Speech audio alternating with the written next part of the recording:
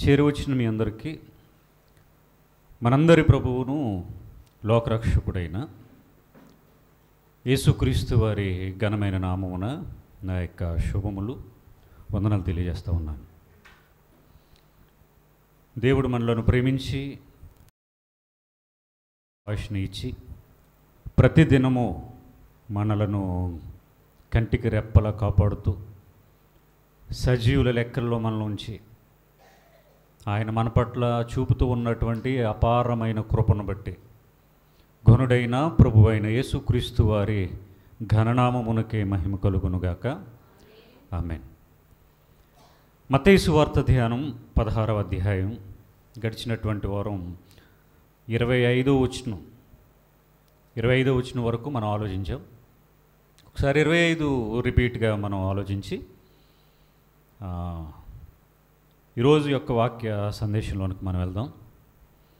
25వ వచనం. తన ప్రాణమును రక్షించుకొనగోరు వాడు దానిని పోగొట్టుకొనును, నా నిమిత్తము తన ప్రాణమును పోగొట్టుకునేవాడు దాని దక్కించుకొనును అనే సందర్భాన్ని గడిచినటువంటి వారాన్ని మనం ఆలోచించాం. ఈరోజు ఏదైతే క్రిస్టియానిటీగా పిలువబడుతుందో, సంఘాలు, వాళ్ళ ఆచార వ్యవహారాలు, వాళ్ళ యొక్క పరిస్థితులన్నీ కూడా ఇక్కడ ప్రభువైన యేసు వారు మాట్లాడుతూ నా నిమిత్తము అనేటటువంటి ఒక పర్టిక్యులర్గా నా అనేటటువంటి పదాన్ని వారు ఉపయోగించారు. నా నిమిత్తం. ఆల్రెడీ 10వ అధ్యాయం 39వ వచనంలో భాగాన్ని కూడా మనం ఆలోచించాం. అక్కడ కూడా నా నిమిత్తం అంటాడు. ఏంటి నా నిమిత్తం అనే దానిలో ఉన్నటువంటి ఆంతర్యం ఏంటి అని మనం ఆలోచించినప్పుడు, ఒకవేళ ముగ్గురుండి కేవలం నా నిమిత్తం అంటే కనుక అందులో యేసుక్రీస్తు వారు స్వార్థపరుడుగా తన కోసమే ప్రజలను సిద్ధపరుచుకుంటున్నట్టుగా ఒక స్వార్థపరుడుగా కనబడతాడు. ఎప్పుడు అంటే ముగ్గురుండి కేవలం నా కోసమే అంటే కనుక. కానీ బైబిల్ పూర్తి విభజన, సందర్భాలు, సత్యము మనకు అర్థమైన తర్వాత ఆయన ఒక్కడే ఉన్నాడు అనేటటువంటి సంగతి మనకు బాగా అర్థమైన తర్వాత అక్కడ నా నిమిత్తం అనడంలో ఎలాంటి స్వార్థము లేదని మనకు అర్థమవుతుంది. అందరికీ ఉండేటటువంటి ఒక బాధ ఏంటంటే, చనిపోయిన తర్వాత ఒకవేళ పైన ముగ్గురు ఉంటారేమో అనేటటువంటి ఒక బాధ ఉంది. అయితే చనిపోయిన తర్వాత మనం పైకి వెళ్తే అక్కడ ఎంతమంది ఉంటారు అనేది మనకు చాలా సందర్భాల్లో స్పష్టంగా దేవుడు రాయించాడు.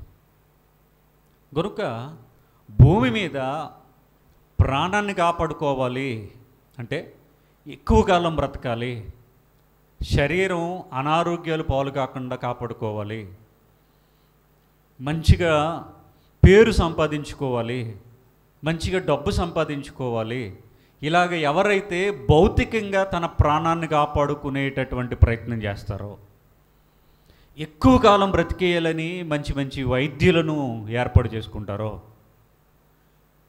ఎందుకంటే యోబు గ్రంథంలో ఒక మాట ఉంటుంది, దేవుడు మానవునికి నియమించినటువంటి ఆయుష్కాల దినములు కొద్ది దినములు అని రాయించాడు ఆయన.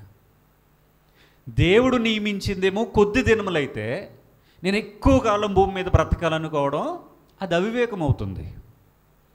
కాబట్టి ప్రతి మనిషి ఏదో ఒక రోజున ప్రాణాన్ని పోగొట్టుకుంటాడు. కానీ నా నిమిత్తం ఎవరైతే తన ప్రాణాన్ని పోగొట్టుకుంటారో వాళ్లకు నేను బహుమానాన్ని ఇస్తున్నాను అని ప్రభువారు మాట్లాడుతూ ఉన్నారు. ఒకవేళ తనకు తానుగా ప్రాణాన్ని పోగొట్టుకుంటే అతనికి ఏమి ప్రయోజనం? నో యూజ్ అనేటటువంటి మాట ఆయన మాట్లాడుతూ ఉన్నారు. 26వ వచనం. ఒక మనుష్యుడు లోకమంతయు సంపాదించుకుని తన ప్రాణమును పోగొట్టుకుంటే అతనికేమి ప్రయోజనము? జనాన్ని అడుగుతూ ఉన్నాడు ఆయన, ఏమి ప్రయోజనము ప్రశ్న. అసలు యేసు ప్రభు వారి యొక్క ప్రశ్నలు మామూలు ప్రశ్నలు కాదవి. మనకు యోబు గ్రంథంలో కూడా సుడిగాలిలో నుండి యెహోవా ప్రత్యక్షమై యోబుతో మాట్లాడుతున్నాడట. యోబు, నేను నీకు ప్రశ్న వేసేదను, నీవు నాకు ఉత్తరం ఇమ్ము అన్నాడు. అక్కడ కూడా చాలా ప్రశ్నలు ఉంటాయి. అంటే కేవలం యోబును అడిగేస్తున్నాడు అనేది కాదు, కానీ దేవుడు తన గురించి కొన్ని ప్రశ్నలు వేసినప్పుడు ఏ మనిషి దగ్గర సమాధానం లేదు. ఇక్కడ కూడా మనం ఆలోచిస్తే ఒక మనుష్యుడు లోకమంతా సంపాదించుకున్నాడట. మనకి దావీదు కుమారుడు సొలొమోన్ కనబడతారు. కింగ్ సల్మాన్, రాజు అయిన సొలొమోను, జ్ఞాని అయిన సొలొమోను, అంత జ్ఞానవంతుడు, అంత మహారాజు, ఇజ్రాయేలీలను పరిపాలించేటటువంటి 3వ రాజుగా మనకు చరిత్రలో కనబడతాడు. అసలు ఆయన చరిత్ర మనం బైబిల్లో చదివినప్పుడు అతనికి ఏ లోటు లేదండి. జ్ఞానం ఉంది, తెలివితేటలు ఉన్నాయి, వివేకం ఉంది, భార్యలు ఉన్నారు, ఉపపత్నులు ఉన్నారు, బంగారం ఉంది, వెండి ఉంది, రాజ్యం ఉంది, ప్రజలున్నారు, పేరుంది, అధికారం ఉంది. అతనికి లేని లోటంటూ ఏమీ లేదు. అలాగే ఈరోజు కూడా ఎవరైనా సరే భూమి మీద బ్రతికేటటువంటి వారు ఎవరైనప్పటికీ లోకమంతా సంపాదించుకొని, లోకమంతా అతనికి ఏ లోటు లేదు, ఇక లోకమంతా సంపాదించుకొని తన ప్రాణాన్ని పోగొట్టుకుంటే, ఎవరు లేకుండా మనం ప్రకటన గ్రంథంలో చదువుతాం ఏమని, ఇప్పటి నుండి క్రీస్తునందు మృతులు ధన్యులని వ్రాయమని ఒక స్వరము చెప్పగా వింటని, నిజమే, వారు ప్రయాసములు మాని విశ్రాంతి పొందుదురు. ప్రకటన 14:13లో మనం ఎక్కువగా వింటుంటాం. క్రీస్తునందు మృతులు, ఇక్కడ క్రీస్తునందు మృతులు కాదు వీళ్ళు ఎవరు, లోకమంతా సంపాదించుకున్నారు. మనకి లాజరు ధనవంతుడి సందర్భం కనబడుతుంది లూకాసు వార్తలో. ఆ ధనవంతుడి యొక్క పరిస్థితిని గురించి మనం ఆలోచిస్తే, ధనవంతుడు ఎలా ఉన్నాడు? ఊదా రంగు వస్త్రాలు, సన్నపు నార వస్త్రాలు, ప్రతిదినము బహుగా సుఖపడుచుండువాడు. అంటే అతనికి ఏ లోటు లేదు. అంత గొప్ప స్థితిలో, సంపన్న స్థితిలో బ్రతికాడు. చనిపోయాడా? లోకమంతా సంపాదించుకున్నాడు, చనిపోయాడా? తెలీదా? ఎవరన్నా ఉంటారు అసలు? బతికే ఉంటారు ఎవరన్నా? అసలు లోకంలో బ్రతికి ఉండడం అనేది అది కళ్ళ. ఈ క్షణం మనది అంతే, బ్రతికం, తర్వాత మనది కాదు. జరిగిపోయింది ఏమీ చేయలేం, జరగబోయేది ఏమీ చేయలేం. ఇప్పుడు జస్ట్ స్టిల్ నవ్వు ఇప్పుడు ఉన్నాం అంతే. అతడు లోకమంతా సంపాదించుకున్నాడు, అతనికి లోటేమీ లేదు.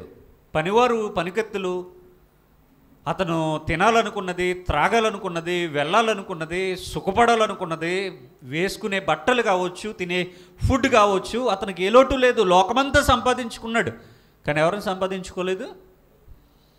దేవుని సంపాదించుకోలేదు. చచ్చిపోయాడు. లోకమంతా సంపాదించుకుని తన ప్రాణాన్ని పోగొట్టుకుంటే అతనికి ఏం ప్రయోజనం? ఏమైనా ప్రయోజనం ఉందా? అబ్రహామును చూశాడు, అబ్రహాము రొమ్మును ఆనుకొని ఉన్న లాజరును చూశాడు. అరే లాజరు, మా ప్రహరీ గోడ అవతల చెత్త కుప్పలో ఒళ్ళంతా పుచ్చిపోయి పురుగులు బట్టి కుక్కలు వచ్చి నాకుతూ ఉంటే, ఆ భయంకరమైన దట్టి కంపులో కుక్కజోజు వచ్చాడు లాజరు. హే లాజరు, నువ్వేంటి ఇక్కడ ఉన్నావు? ఇక్కడ కాదు అక్కడ అంటున్నాడు. ఇక్కడంటే వేతనపడి స్థలంలో ఈడున్నాడు ధనవంతుడు. హే లాజరు, నువ్వేంటి? షాక్ అయిపోయాడు. అసలు భూమి మీద నాకు లేని లోటంటూ ఏమీ లేదు కదా, కానీ నీ జీవితం చూస్తే భూమి మీద అన్ని లోట్లే. ఫ్యామిలీ లేదు, ఇల్లు లేదు, వాకిలి లేదు, సంపాదన లేదు, తిండి లేదు, బట్టలు కూడా లేవు, వైద్యం చేయించుకునే స్థితి కూడా లేదు. కుక్కలతో ఆ చెత్త కుప్పలో పడున్నావు. నేనేమో మంచి జీవితాన్ని నేను అనుభవించాను. ఇక్కడ లోకమంతా సంపాదించుకున్నవాడు చనిపోయాడు, ఏమీ లేనోడు కూడా, అందుకనే దరిద్రుడు అని రాశారు. మనం దారిద్ర్యతలో ఉన్నా పర్లా, కానీ మనతో ఎవరు ఉండాలి? యేసుప్రభు ఉండాలి. ధనవంతుడు ఉన్నాడు, అన్నీ సంపాదించుకున్నాడు, కానీ ఎవరు లేరు? యేసుప్రభు లేడు వాళ్ళతో. అందుకనే ధనవంతుడు పరలోక రాజ్యంలో ప్రవేశించుట ఏమన్నాడు చెప్పండి? దుర్లభము అన్నాడు. దుర్లభం, అస్సలు జరగదని చెప్పాడు కదా. అంటే ఈ లోకంలో ఏమి సంపాదించినా సంపాదించుకోకపోయినా పర్వాలేదు, కానీ నీతో మాత్రం ఎవరు ఉండాలి? నిన్ను నన్ను రక్షించినటువంటి మన ప్రాణనాథుడు ప్రభువైన యేసుక్రీస్తు మనతో ఉండాలి, మనలో ఉండాలి. మీ దేహము విలువ పెట్టి కొనబడింది, మీలో ఉన్న పరిశుద్ధాత్మకు ఆలయమని మీరు ఎరుగురా? మీరు మీ సొత్తు కారు అంటాడు కదా ఆయన. మీలో ఉన్న పరిశుద్ధాత్మకు ఆలయం అంటే అర్థం ఏంటి? మీలో నేనే ఉన్నాను. యేసుప్రభు అడుగుతున్నాడు. అందుకనే హృదయం అనే తలుపు నొద్దుకొచ్చి తట్టుచున్నాడట. అంటే పరిశుద్ధాత్మగా నీ హృదయంలో ఉన్నది ఎవరు అంటే ప్రభువైన యేసుక్రీస్తు. నీ హృదయం దగ్గరికి వచ్చి, హృదయం అనే తలుపు నొద్దుకొచ్చి ఆయన తట్టుచు ఉన్నాడు. అంటే చాలామందికి అదే డౌట్ కదా, ఎందుకే హృదయంలోనికి యేసుప్రభు వస్తాడా, పరిశుద్ధాత్మ దేవుడు వస్తాడా అని. అంత సినిమా లేదు మీకు. పరిశుద్ధాత్మ దేవుడు అని రాయలేదు అక్కడ. పరిశుద్ధాత్మ లేక దేవుని ఆత్మ, 2-3 పర్టిక్యులర్ సందర్భాల్లో పరిశుద్ధాత్ముడు అన్నారు అంతే. అంటే పరిశుద్ధాత్మ మీ హృదయంలోనికి వచ్చి నివాసం ఉండాలి, పరిశుద్ధాత్మకు మీరు ఆలయంగా ఉండాలని కోరుకున్నది ప్రభువే. ఎందుకంటే ఆయన రాబోయేది అదే, ఆయన నెక్స్ట్ రాబోయేది అదే కనుక అదే కోరుకున్నాడు ఆయన.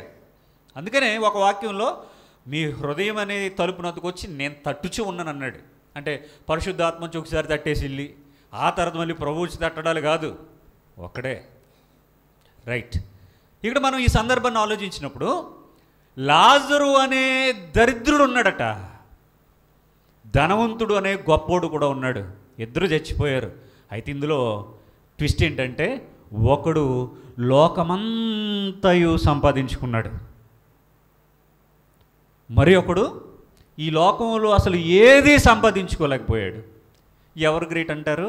భూమి మీద ఎవరు గ్రేట్ చెప్పండి? లోకాన్ని సంపాదించుకున్నవాడు, తన ఆలోచన ప్రకారంగా నీ కోరుకున్నవాడు, తన కంటి చూపు దేని మీద పడితే దాన్ని దక్కించుకున్నవాడు,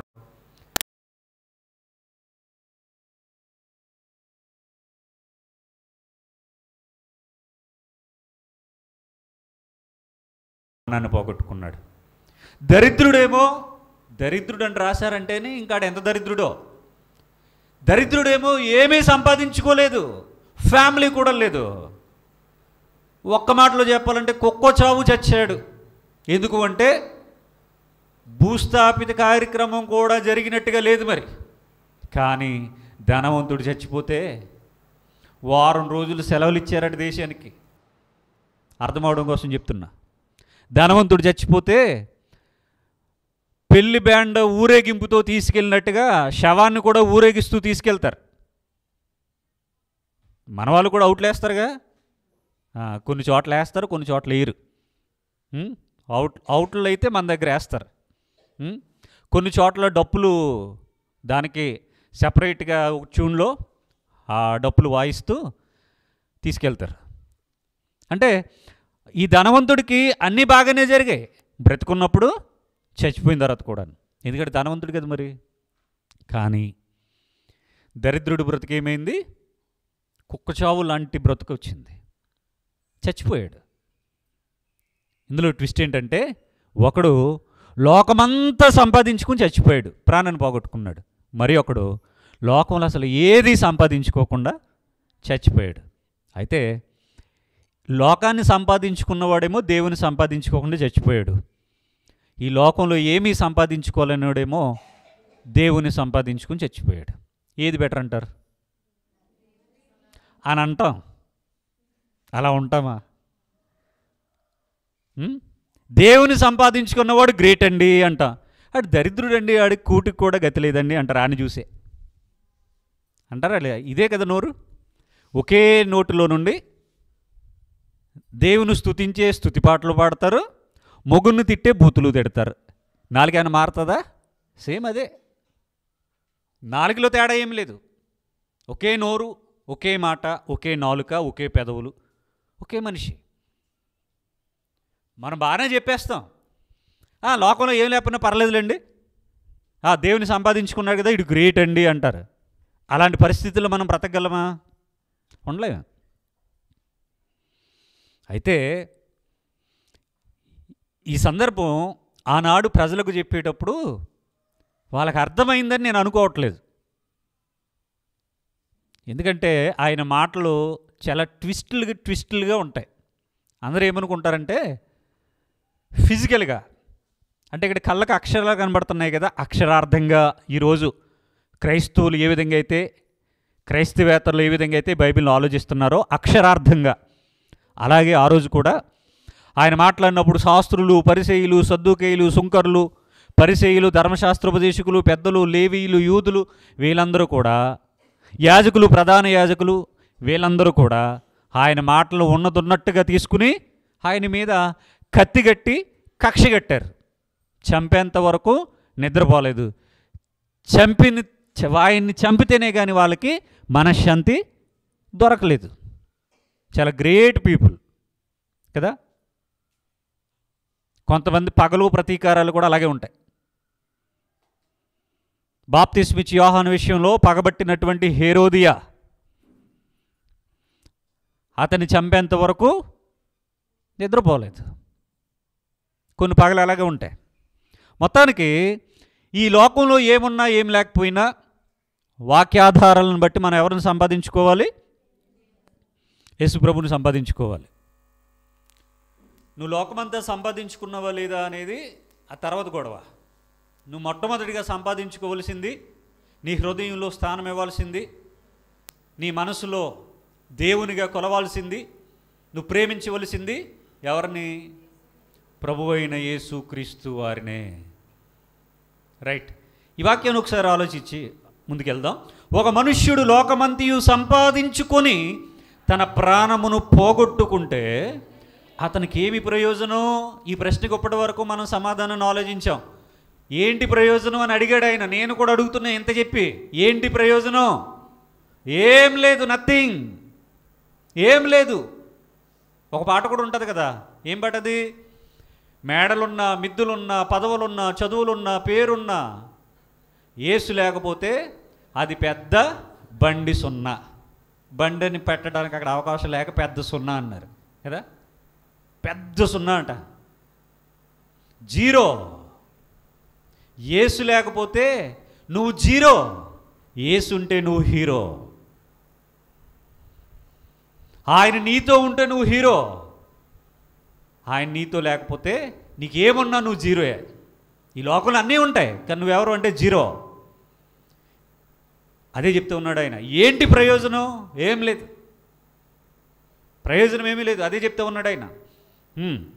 ఒక మనుష్యుడు తన ప్రాణమునకు ప్రతిగా ఏమి ఇయ్యగలడు? ప్రాణమునకు ప్రతిగా, నీ ప్రాణానికి ప్రతిగా, నీ ప్రాణానికి బదులుగా. ఒక ధనవంతుడు వచ్చి అంటాడు, రే నీ ఆయుష్కాలం నాకు ఇచ్చేరా, నేను బ్రతుకుతాను, నీకు ఎంత కావాలో అంత ఇస్తాను అంటాడు. జరిగే పనేనా? నీ ఆయుష్కాలం నాకు ఇచ్చేయి, నాకు అమ్మేయి, నీకు ఎంత కావాల్సిన అంత ఇస్తా, బంగారమా వెండా ఏది కావాల్సిన, ఏం కావాల్సిన నీకు ఇస్తా, కానీ నువ్వేవలసింది మాత్రం నీ ఆయుష్కాలం నాకు ఇచ్చేయి అంటాడు. How is it possible? జరిగే పనేనా? చెప్పాలి. ఒక ధనవంతుడు వచ్చి, మీ ఆయుష్కాలం నాకు అమ్మేయండి, మీ ఆయుష్కాలం నాకు ఇచ్చేయండి, నేను మీకు ఎంత కావాలో అంత ఇస్తానంటాడు. అది నో పాసిబుల్, ఇంపాసిబుల్. గనుక తన ప్రాణమునకు ప్రతిగా ఎవడు కూడా ఏమీ ఇయ్యలేడు, ప్రతిగా ఎవడు ఏమీ ఇయ్యలేడు. అది చెప్తే ఉన్నాడు ఆయన. అంటే భూమి మీద మనం సంపాదించుకునవలసినటువంటి ప్రధానమైనటువంటి స్థితి ఏంటి అంటే ప్రభువైన యేసుక్రీస్తును సంపాదించుకోవాలి. అపోస్తులుడైన పౌలు భక్తుడు అంటాడు, ఈ లోకములో ఉన్నదంతా సంపాదించుకుంటాను అంటున్నాడే, పెంటగా ఎంచుకున్నాను. ఎందుకు పెంటగా ఎందుకు ఎంచుకోవాలి? ఆయనకి అంతకుముందు లోటు ఉంది. దేవుని నమ్మాను అనుకుని, ధర్మశాస్త్ర ప్రవీణుణ్ణి అనుకుని, చాలా గొప్పవాణ్ణి అనుకుని దేవుని సంపాదించుకోలేదు ఇంతకని.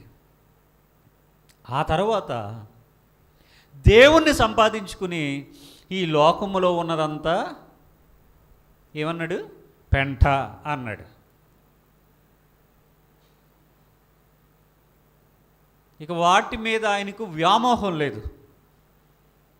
ఎందుకంటే తన ప్రాణం ఈ దేహాన్ని విడిచి వెళ్ళిన తర్వాత ఏ స్థితిలోనికి చేరుకోవాలో ఆయనకు అర్థమైపోయింది. తల్లి గర్భంలో నుండి భూమి మీదకి ఏ విధంగా అయితే వచ్చానో మరలా నేను ఆ విధంగానే వెళ్ళిపోతాను అనేటటువంటి ఒక ఆలోచనకు వచ్చాడు. అందుకనే భక్తుల యొక్క జీవితాలు చూసినప్పుడు భూమి మీద మేము పరదేశులం, యాత్రికులం అన్నారు. వాళ్ళందరూ ఎవరిని సంపాదించుకున్నారు? దేవుని సంపాదించుకున్నారు. ఈ వాక్యాన్ని బట్టి మనం ఎవరిని సంపాదించుకోవాలి? యేసు ప్రభు వారిని సంపాదించుకోవాలి. మిగిలిన తర్వాత ఉద్యోగము, ఇల్లు, పెళ్ళి, పిల్లలు ఇవన్నీ తర్వాత. కానీ నీతో ఉండాల్సింది, నీలో ఉండాల్సింది, నీకు తోడుగా ఉండాల్సింది ఐ యామ్ విత్ యూ అన్నాడు ఆయన. నేను నీతో ఉంటాను, నీ తోడుగా ఉంటాను, నీలో ఉంటాను అన్నాడు ఆయన. ఆయన రానివ్వాలి, ఆయన ఉండనివ్వాలి, ఆయన్ని మనతో ఉంచుకోవాలి. ఆ ప్రభువైన యేసుక్రీస్తే మన హృదయంలో లేకపోతే అంతా వ్యర్థం. ప్రసంగిలో సొలొమోను గారు చెప్పినట్టుగా ఆకాశము క్రింద జరుగునదంతయు కూడా వ్యర్థం, వ్యర్థము, వ్యర్థము, వ్యర్థము, సమస్తము వ్యర్థమే. ఆయన లేనప్పుడు ఇంకెందుకండి? బ్రతుకుతారు, గొప్పగానే బ్రతుకుతారు, లోకమంతా సంపాదించుకుని బ్రతుకుతారు, కానీ ఆయన లేని జీవితం వ్యర్థం. నెక్స్ట్, మనుష్య కుమారుడు తన తండ్రి మహిమ గలవాడై తన దూతలతో కూడా రాబోవుచున్నాడు. అక్కడ వరకు ఒక భాగం. మనుష్య కుమారుడు ఎవరు? యేసుప్రభు చెప్పుకున్నాడు అలాగ మనుష్య కుమారుణ్ణి అని. నిజానికి ఆయన ఎవరు కాదు? మనుష్య కుమారుడు కాడు. ఇంకేం చెప్పుకున్నాడు ఆయన? దేవుని కుమారుణ్ణి అని చెప్పుకున్నాడు. నిజానికి ఆయన దేవుని కుమారుడు కాదు, దేవుడే కుమారుడిగా వచ్చాడు. ఎందుకంటే పాత నిబంధనలో తండ్రి అని పిలిపించుకున్నాడుగా, ఇప్పుడు క్రొత్త నిబంధనలేమో కుమారుడు అని పిలిపించుకుంటున్నాడు. అసలు అలాగా పిలిపించుకోవడానికి కారణం కూడా ఒకటి ఉంది. దేవుని కుమారుడుగా మొట్టమొదటి మనకు పరిచయం ఎవరు? దేవుని కుమారుడుగా బైబిల్లో పరిచయమైన వ్యక్తి ఎవరు? యాడం. ఈ ఆదాము దేవుని కుమారుణ్ణి అని పిలిపించుకుని అపవాది చేతిలో ఓడిపోయాడు. పోగొట్టుకున్న చోటే వెతకాలి కదా. ఎక్కడైతే ఈ భూమి మీద దేవుని కుమారుడుగా పిలువబడినటువంటి ఆదాము నా పోలిక, నా స్వరూపం అని చెప్పాడు దేవుడు, ఆ ఆదాము ఓడిపోయాడో మరలా అదే భూమి మీద అదే దేవుని కుమారుడిగా వచ్చి అపవాది అంతు చూడాలి అనుకున్నాడు ఆయన. అందుకనే పిలిపించుకున్నాడు దేవుని కుమారుడు అని, సన్ ఆఫ్ గాడ్ అని. అంతే తప్ప ఇంకో దేవుడు ఈయనో దేవుడు అని కాదు. అసలు బైబిల్ ఎవరికి అర్థమైంది? ఈ మహాజ్ఞానులకి. అర్థమైతే అసలు సంఘాలలో ఇన్ని విభజనలు ఎందుకు ఉంటాయి, ఇన్ని సిద్ధాంతాలు ఎందుకు వస్తాయి? అర్థం కాక అందుకని ఆయన దేవుని కుమారుని అని పిలిపించుకున్నాడు, మనుష్య కుమారుని అని కూడా పిలిపించుకున్నాడు. మాట్లాడుతూ మనుష్య కుమారుడు తన తండ్రి మహిమ గలవాడై తన దూతలతో కూడా రాబోవుచున్నాడు. కమింగ్ సూన్ అంటాం మనం. జీసస్ ఈజ్ కమింగ్ సూన్ అంటే యేసు ప్రభువు రాబోతున్నాడు, త్వరగా వచ్చుచున్నాడు, వచ్చేస్తూ ఉన్నాడు. రాకడకు సిద్ధపడండి. రెండవ రాకడ మహాసభలో టైటిల్ వింటాంగా. మరి రాకడ కోసం చెప్తారు లేదు నాకు తెలియదు, కానీ టైటిల్ అయితే కనబడుతూ ఉంటాయి. వాళ్ళే అంటారు ఏమని? మరణాత అంటే యేసు త్వరగా వచ్చుచున్నాడు. ఆయన త్వరగా రావాలంటే నువ్వు వెళ్ళిపోవాలి. మరణాత చెప్పుకుంటారు కదా, వందనాలు చెప్పుకున్నట్టుగా మరణాత కూడా చెప్తారు. అంటే అర్థం ఏంటంటే ఆయన వచ్చేస్తున్నాడు, నువ్వు పోతావురా అని. ఈడు కూడా అంటాడు మరణాత అంటే నేనే కాదు నువ్వు కూడా పోతావు, ఆయన వచ్చేస్తున్నాడు అని అర్థం.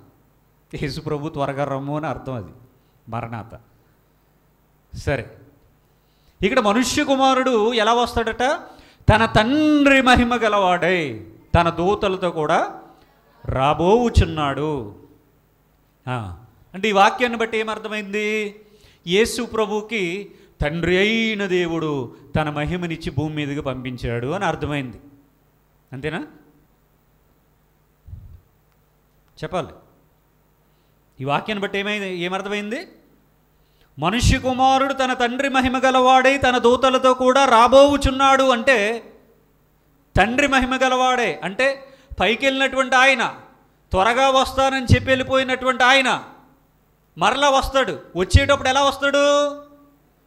గొర్రెపిల్లలా వస్తానని చెప్పట్లా. మరి ఎలా వస్తాడు? సింహం గొడవ కాసేపు పక్కన పెడదాం. మరి ఎలా వస్తాడు? తన తండ్రి మహిమ గలవాడే వస్తాడట. తండ్రి మహిమ గలవాడే వస్తాడట. మరి తండ్రి కూడా చెప్పాలిగా, నా మహిమ నా కుమారునికి ఇచ్చి పంపిస్తా, మీ తోలులు చేస్తాడు భూమి మీదకి వచ్చిన తర్వాత అని. ఏం చెప్పాడు చూద్దాం. యెషయా గ్రంథం 42.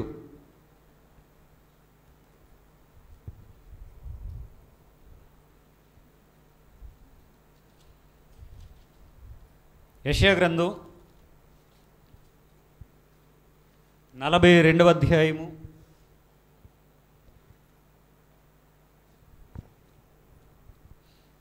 8వ వచనం.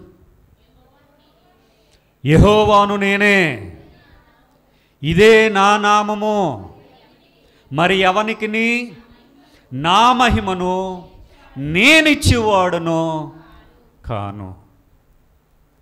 మళ్ళీ చదవండి. యెహోవాను నేనే, ఇదే నా నామము, మరి ఎవనికిని నా మహిమను నేనిచ్చేవాడును కాను.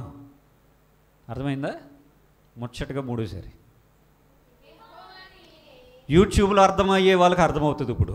యెహోవాను నేనే, ఇదే నా నామము, అసలు ఎవ్వడికి నా మహిమను నేనిచ్చేవాడును. ఒకసారి ఇక్కడ బుక్ మార్క్ పెట్టుకుని మళ్ళీ వద్దాం. ఎక్కడికి? మత్తయి సువార్త 16వ అధ్యాయము 27వ వచనం చదవండి. మనుష్య కుమారుడు తన తండ్రి మహిమ గలవాడై తన దూతలతో కూడా రాబోచున్నాడు. మళ్ళీ చదువు. మనుష్య కుమారుడు తన తండ్రి మహిమ గలవాడై తన దూతలతో కూడా రాబోచున్నాడు. యెషయాలోకి వచ్చేయండి. యెహోవాను నేనే, ఇదే నా నామము, మరి ఎవనికిని నా మహిమను. అంటే ఇప్పుడు తండ్రి కొడుకు ఏం చేయాలి? మహిమ కోసం కొట్టుకోవాలి. బతుకున్నవాడు భూమి మీదకి రావాలి. అంతేనా? కుమారుడు అంటున్నాడు నా తండ్రి మహిమతో నేను వస్తానని కుమారుడు అంటున్నాడు. తండ్రి అంటున్నాడు, రేయ్ నీ పప్పులు ఉడకోరోయ్, నా మహిమను నేను ఎవ్వడికి ఇవ్వను అన్నాడు. అలా ఉంటుంది బైబిల్. మా ఎల్కేజీ అన్నీకి అసలు అర్థం కావట్లేదు.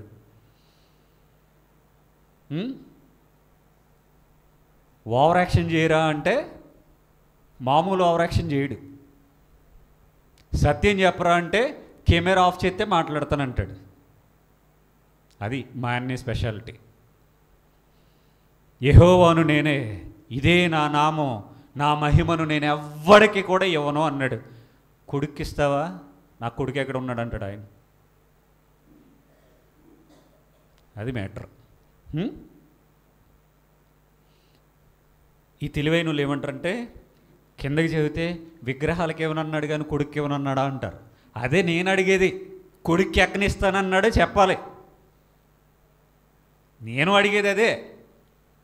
నేనే దేవుణ్ణి, నేను తప్ప ఇంకో దేవుడు లేననే సందర్భాలట విగ్రహాలకు సంబంధించి మాట్లాడాడు అన్నాడు. వింటాడు, నీకోసమే మాట్లాడుతున్నా అన్నావు కదా, సరే విగ్రహాలకు ఇవ్వను, నేనే దేవుణ్ణి అన్నాడు.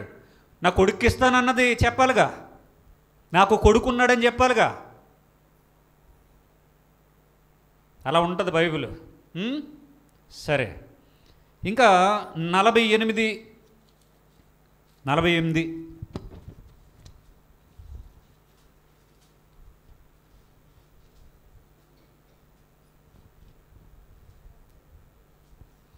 10-11 వచనాలు.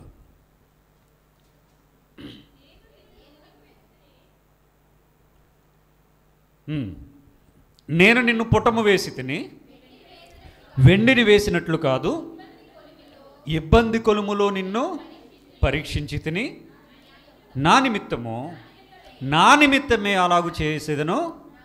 నా నామము అపవిత్రపరచబడనేలా, నా మహిమను మరి ఎవనికి నేనిచ్చివాడును కాను. ఆ లాస్ట్ లైన్ మళ్ళీ చదివితే కనుక, నా మహిమను మరి ఎవనికి నేనిచ్చివాడును కాను. మళ్ళీ చదవండి, నా మహిమను మరి ఎవనికి నేనిచ్చివాడును కాను. మత్తయి సువార్తకు వచ్చేయండి. మనుష్య కుమారుడు తన తండ్రి మహిమ గలవాడే తన దూతలతో కూడా రాబోవుచున్నాడు. మనుష్య కుమారుడు తన తండ్రి మహిమ గలవాడై తన దూతలతో కూడా రాబోవుచున్నాడు. నా మహిమను నేనెవనికి నేనిచ్చివాడను కాను. గనుక ఇంక మత్తయికి వెళ్ళిపోతే, ఇప్పుడు మరి మనుష్య కుమారుడు తన తండ్రి మహిమ గలవాడై తన దూతలతో కూడా రాబోవుచున్నాడు అనేటటువంటి వాక్యాన్ని ఏం చేద్దాం? ఏదోడు చేసేయాలి కదా. ఈ వారంతో 16వ అధ్యాయం కంప్లీట్ చేయాలి. మరి ఏదోడు చేయాలిగా. ఈయనేమో నా తండ్రి మహిమను నేను పట్టుకుని వచ్చేస్తానని ఈయన చెప్పాడు. ఆయనేమో గెట్ అవుట్ అంటున్నాడు. ఆయన అసలు నా కొడుకున్నాడని కూడా ఆయన ఎక్కడ చెప్పట్లేదు. అది విచిత్రం. నాకు కొడుకున్నాడు, నేను నా కొడుకుని పంపిస్తాను, నేను ఈ దిక్కుమాలిన విగ్రహాలకు ఇవ్వను కానీ నా కొడుక్కి ఇస్తానన్న ఒక్క మాట కూడా చెప్పలేదు ఆయన. అదే ఉంది మరి. అంటే మరి ఏంటిది? ఏంటి అంటే అక్కడ తండ్రి అని దేనిని గురించి మాట్లాడుతూ ఉన్నాడు అనేది మనం ఆలోచిస్తే, ఇప్పుడు మాట్లాడేది ఎవరు? ఇప్పుడు ఈ సెంటెన్స్ మాట్లాడేది ఎవరు? ఇక్కడే ఉన్నారా? యేసు ప్రభువు కదా. యేసు ప్రభువు యేసుక్రీస్తా? చెప్పాలి, క్లారిటీ కావాలి మీ నుండి. యేసు ప్రభు మాట్లాడుతున్నాడా, యేసు క్రీస్తు మాట్లాడుతున్నాడా? చెప్పాలి. యేసే మాట్లాడుతున్నాడు, క్రీస్తు కాదు.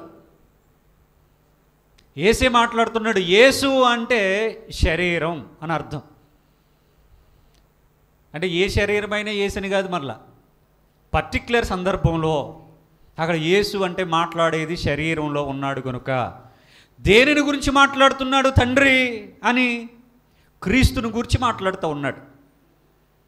క్రీస్తుని గురించి మాట్లాడుతూ ఉన్నాడు. క్రీస్తు అంటే ఏంటి అంటే ఆత్మ అని అర్థం.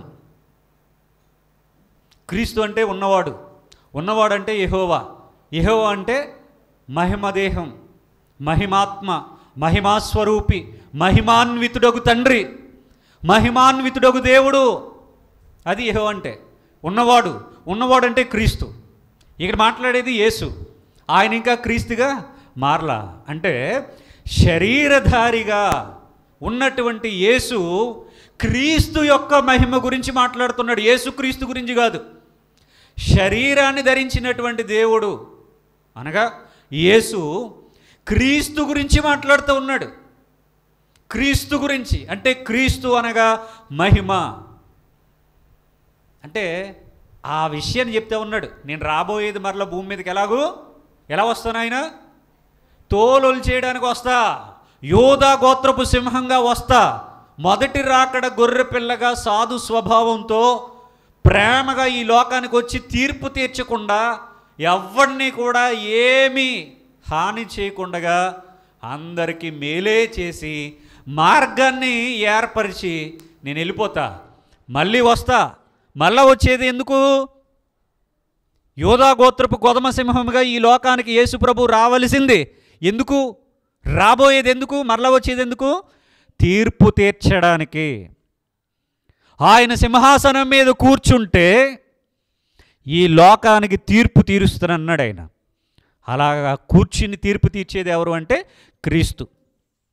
యేసు ప్రభువు యొక్క మొదటి రాకడ పరమార్థం ప్రధాన యాజకుడు ఆయన. రెండవ రాకడ రాజు. మొదటి రాకడ గొర్రెపిల్ల, రెండవ రాకడ సింహం. కనుక ఆయన రాబోయే, తీర్చబోయే ఆయన స్థితిని గురించి ఆయన తెలియజేస్తూ ఉన్నాడు. ఆ రోజు ఈ మాటలు చెప్పినప్పుడు వాళ్ళెవరికి కూడా చిప్పు పనిచేయలేదు, బలు వెలగలేదు, ఏ ముక్క అర్థం కాలేదు. ఆయన కళ్ళ ముందు అంత గొప్ప కార్యాలు చేస్తూ ఉంటే వీళ్ళకి బుర్ర పని చేయలేదు సరిగా. ఎప్పుడు తిండిగోలే, ఎప్పుడు నిద్రగోలే. చర్చికి లేటుకి ఎందుకు వస్తాం? పొద్దున్న పెట్టే తెల వచ్చేస్తామండి, లేవద్దా అంటే నిద్ర. మధ్యలో లేచి ఎందుకు వెళ్ళిపోయావు? ఆకలేస్తుందండి, ఏం తినకుండా వచ్చేసాను. మరి తిండిగోలా. ప్రార్థనకు వస్తారా? భోజనం పెడతారా? ఇదే గోల, మనిషిలు గోల ఇదే కదా. ఇక్కడ యేసుప్రభు మాట్లాడేది చాలా లోతైన పరమార్థాన్ని మాట్లాడితే వీళ్ళు ఎప్పుడు చేప మొక్కలు ఎడతాడా, ఎప్పుడు రొట్టె మొక్కలు ఎడతాడా అని వీళ్ళు చూసేవారు. అంటే వీళ్ళకి ఎవరికి ఆయన అర్థం కాలేదు. ఆనాడు వాళ్ళకే కాదు, ఈరోజు క్రైస్తవులు అని పిలిపించుకునేటటువంటి మహామేధావులు ఉన్నారు. నా లిస్టులోనే బోల్డ్ మంది ఉన్నాయి, ఆయన లిస్టులో కోట్ల మంది ఉన్నారు. ఈ మేధావులకు బైబిల్ అర్థమయ్యేది ఎప్పుడు? వాడు మారు మనసు పొందుకునేది ఎప్పుడు? తన భార్య బిడ్డలను రక్షణలోనికి నడిపించేది ఎప్పుడు? తనకు దేవుడు అప్పగించినటువంటి పరిచర్య సంఘం, ఈ సంఘాన్ని కాపాడేది ఎప్పుడు? అందుకని ప్రభు ఏమన్నాడంటే, వీరు పరలోకానికి రారు, చేరేవారిని చేరనివ్వరు. సంఘంలో చేర్చుకుంటారు కానీ వీళ్ళ సంఘమే, అది యేసుక్రీస్తు సంఘం కాదు. వీళ్ళ సంఘంలో చేర్చుకుంటారు కానీ ఆయన రాజ్యంలోనికి మాత్రం వెళ్ళనివ్వరు. ఆయన రాజ్యంలోనికి వెళ్ళనివ్వరు, వీళ్ళ సంఘంలో చేర్చుకుంటారు అంతే, మాయ మాటలు చెప్పి. ప్రభువారు జరగబోయే విషయాలు మాట్లాడుతూ ఉన్నాడు. అసలు వీళ్ళకి బుర్ర ఉంటాయి కదా, వీళ్ళకి అర్థమైతే కదా. అసలు ఏం లేదండి, తిండి తిండి తిండి అంతే. తిండి కోసమే తిరిగారు ఆయన వెనకాల. ఆ యోధగాడేమో డబ్బుల కోసం తిరిగాడు అంతే. దేవుని ఎందుకు నమ్ముకుంటారంటే ఆశీర్వాదాలండి. ఈ దిక్కుమాలిన ఆశీర్వాదాలే పాటలన్నీ ఏంటి అయ్యే. ఆడెవడన్నాడు? దీవించావే సమృద్ధిగానా? దీవించావే ఏంటి? యావే రావే పోవే అన్నట్టు మనం కూడా ఆడన్నాడు కాబట్టి మనం కూడా మై కట్టుకుని మళ్ళీ మనం కూడా దీవించావి. ఏంటో దీవించడాలు? కొల్ల సొమ్ము. విశ్వాసులు దేవుని మీద పిచ్చి భక్తితో, సరైన భక్తి కాదు, పిచ్చి, వాళ్ళని ఆ పిచ్చిలోనికి నడిపించి, అంటే ఒక ట్రాన్స్లోనికి నడిపించి వాళ్ళకి మాయబోధలు చేస్తే, వాళ్ళు ఉన్నవి లేనివి అన్నీ పట్టుకొచ్చి అక్కడ హుండీలో వేస్తే ఈడు కుబేరుడయ్యాడు. మళ్ళీ ఇప్పుడు అంటాడు దీవించావే సమృద్ధిగా. మరి ఇంకెందుకు ఏడుపు పాటలు? నువ్వును సమృద్ధిగా దీవించావన్నప్పుడు ఇంకేడు పాటలు ఎందుకు? ఇంకా ధనవంతుడు దేవుని రాజ్యంలో ప్రవేశించుట దుర్లభం అన్నాడు. నీ యాసలకి ఇక్కడ ప్రతిఫలం ఇచ్చేశాడు. కోట్లు సంపాదించుకున్న తిని తిని తిని చచ్చిపోతావు. నీ ఫ్రెండ్ ఉన్నాడు కదా ధనవంతుడు, వెళ్ళాడు, ఏడుస్తున్నాడు, లాజర్ని చూసి ఏడుస్తున్నాడు. సేమ్ ప్లేస్ నీకు కూడా. కనుక అసలు బైబిల్ అర్థమైంది ఆవిడకి. సత్య సంబంధులుగా బ్రతికేది ఎవడు, సంఘాలను కాపాడేవాడెవడు. కాబట్టి ఎవరిని రక్షించరు. అందుకని మీరు కూడా జాగ్రత్తగా ఉండండి. ఎవరిని రక్షించరు. సత్యమా, దాని మీద స్టాండ్ అయిపోండి. చనిపోతే దేవుడు పరలోకం ఇచ్చేస్తాడు, అంతే. ఇంకా అంతకు మించినటువంటి ఛాన్స్ లేదు. కనుక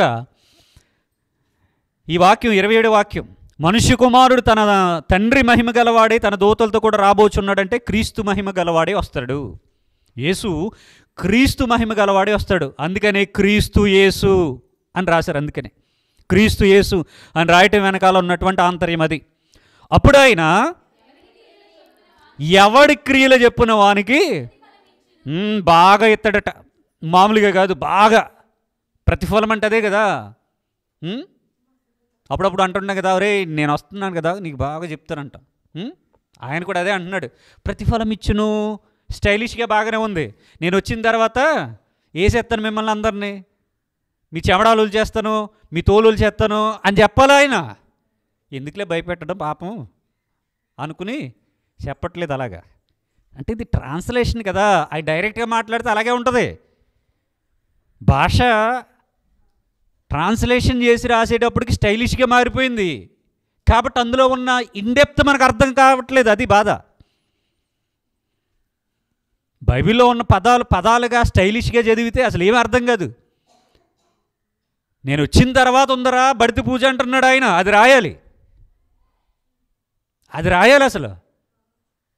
నేను నా మహిమతో ఈ లోకానికి వస్తా. తండ్రి, లోకము పుట్టక మునుపు నీ యొద్ద నాకు ఎట్టి మహిమ ఉన్నదో అట్టి మహిమతో నన్ను ఇప్పుడు మహిమపరచు అంటున్నాడే. ఆ మహిమ, ఆ క్రీస్తు మహిమ, ఆ క్రీస్తు మహిమతో విడిచిపెట్టి వచ్చినటువంటి ఆ మహిమతో మరలా ఆయన ఈ లోకానికి క్రీస్తుగా రాబోతున్నాడు. మొదటి రాకడ యేసు, రెండవ రాకడ క్రీస్తు. ఆయన ఎప్పుడైతే క్రీస్తుకి ఈ లోకానికి వస్తాడో తన మహిమతో, అప్పుడు ఈ బ్రతుకులో, ఈ ఆయుష్కాల దినముల్లో మన యొక్క భక్తి ఆ రోజు చూపెడతాడట ఆయన. ఆ రోజు చూపెడితే ఒక్కొక్కడికి అంటున్నాడు ఆయన, ఎవని క్రియల చొప్పున వానికి ప్రతిఫలమిచ్చును, ఫలమిచ్చును. ఎవని క్రియలు చెప్పిన వాళ్ళక పక్కోళ్ళక? చదవండి. ఎవని క్రియలు చొప్పున వారికేనా పక్కోళ్ళుగా? వారికే. అందుకే అన్నాను, భక్తి అనేది ఇండివిజువల్. నా మాటలు కొంతమందికి అర్థం కావాలి, మేధావులు ఉన్నారు. అదేంటండి భక్తి ఇండివిజువల్ ఏంటి అంటారు. మరి ఇదేంటి ఇక్కడ? ఎవని క్రియలు చెప్పిన వానికి ఫలం ఇస్తాను అని చెప్తున్నాడు. అంటే ఫలమిస్తానంటే కొంతమంది పాపం ఆశపడతారు. ఫ్రూట్స్ ఇస్తాడేమో ఆయనని. ఇస్తాడు, మామూలుగా ఇవ్వడు. అన్నీ ఫ్రూట్సే ఇస్తాడు. మామూలుగా ఉండవు అవి. ఆ ఫలాలు ఇస్తాడు. అంత తిండిగోలే అంటున్నానుగా. అంటే చచ్చిపోయిన తర్వాత కూడా తిండిగోలే. అంటే యేసుప్రభు వారి యొక్క మాటల ఆంతర్యం, ఆయన ఉద్దేశం వేరు. ఈరోజు క్రైస్తవం అర్థం చేసుకున్నటువంటి తీరు వేరు. 28వ వచనం, ఇక్కడ నిలిచి ఉన్న వారిలో కొందరు మనుష్య కుమారుడు తన రాజ్యంతో వచ్చుట చూచి వరకు మరణము రుచి చూడరని నిశ్చయముగా మీతో చెప్పుచున్నానని అప్పుడు చెప్పాడు. అంటే మీకు వచ్చినటువంటి ప్రశ్న ఏంటంటే, ఇప్పటి వరకు బ్రతుకున్నవాడు ఎవడు? తరువాయి భాగంలో మాట్లాడతా. ప్రార్థన చేసుకుందాం. సర్వోన్నతుడువు, మహోన్నతుడువు, కృపాసత్య సంపూర్ణుడు అయిన దేవ, మీ ఘనమైన నామమునకు వందనాలు, స్తుతులు, స్తోత్రాలు తెలియజేస్తున్నాము నాయన. యేసయ్య, మిమ్మును గూర్చి వినేటటువంటి వాక్యం మా హృదయంలో నాయన చిరస్థాయిగా నిలిచిపోయేటట్టుగా, అపవాది వచ్చి విత్తనాలను ఎత్తుకుని పోకుండా మీ కాపుదలను అభ్యర్థిస్తూ ఉన్నాము నాయన. మీ వాక్యపు లోతులు, సత్యపు వెలుగులతో మమ్మను నింపమని, వాక్యంలో ఉన్నతంగా మమ్మను ముందుకు నడిపించమని కోరుతూ, ప్రభు అయిన యేసుక్రీస్తు వారికి ఈ ప్రార్థన మనవులు మిక్కిలి వినయంతో ప్రార్థించి సమర్పించి వేడుకొని అడుచున్నాను. ఆమేన్.